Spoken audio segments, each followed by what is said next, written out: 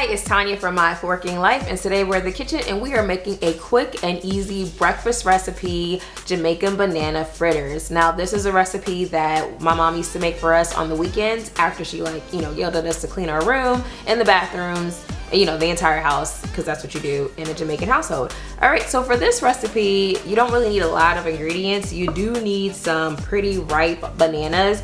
And so rather than making banana bread, you can totally make these. You're also gonna need a little bit of seasoning, so cinnamon, nutmeg, as well as some brown sugar, vanilla extract, and we're gonna use some flour to thicken it up. All right, let's get started. So I'm gonna go ahead and peel these really ripe bananas. You can tell these are ripe because they are super duper soft.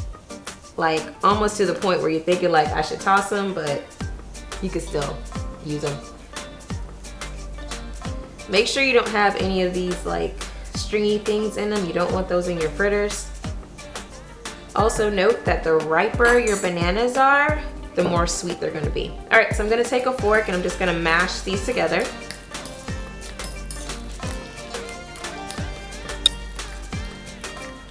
And you'll see when you're mashing them up, they'll get really kind of goopy.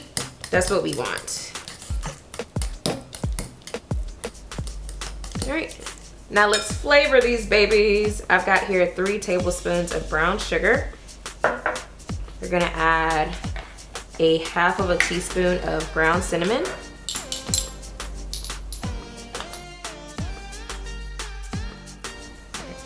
Half of a teaspoon of ground nutmeg. And a teaspoon of real vanilla extract. You can use the fake stuff too. Whatever you got. All right, and we're gonna mix that all together. I'm just gonna continue using this fork. I'm gonna switch to a spoon so you can see that consistency. It's really liquidy, and we're gonna thicken that up a little bit with just a little bit of, oh, I forgot. Always add a pinch of salt to your desserts or whatever. That's just gonna help bring out the flavors a little bit more. If you forget it, it's not a big deal, but I like to add that too.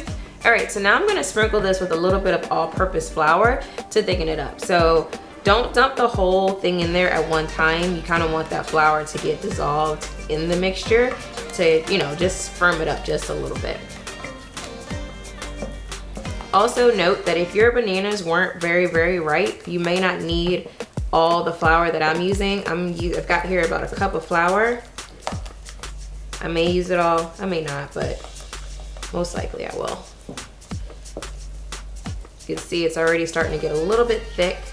Just want to continue to stir it until it all kind of gets in there. Add a little bit more. And if you find your point where you add too much flour, you can always just thin it out with just a little bit of milk. But you want it to be to where it will kind of glop off the spoon. I'm gonna add the rest of the flour. Go ahead and do that. Kind of reminds me of like banana bread batter, but we're making fritters. And this is how the batter should fall off the spoon.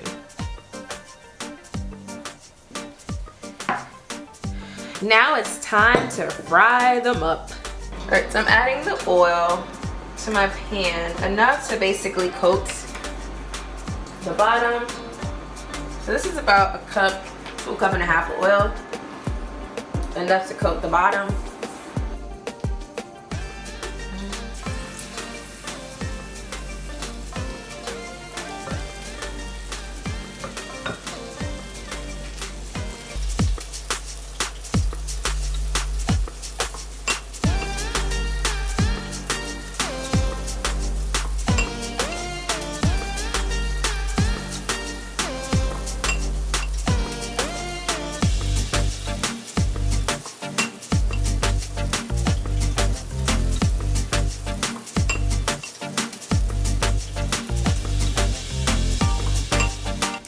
So we finished making our banana fritters on the stove, and I am draining them on this, I'll call it a draining rack, but it's a cooling rack. You could also drain it on paper towels if you prefer that. And I'm gonna just go ahead and plate them on a plate. Now, I like to eat my fritters just like this. However, if you want to make it a little bit, you know, prettier, feel free to sprinkle it with a little bit of powdered sugar. Powdered sugar sprinkle.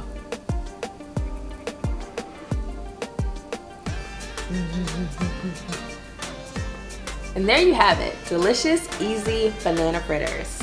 All right, now time to take a bite. I'm gonna just break this in half. Yum.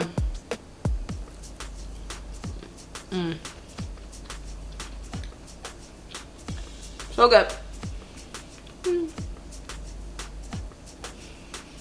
All right, till the next time.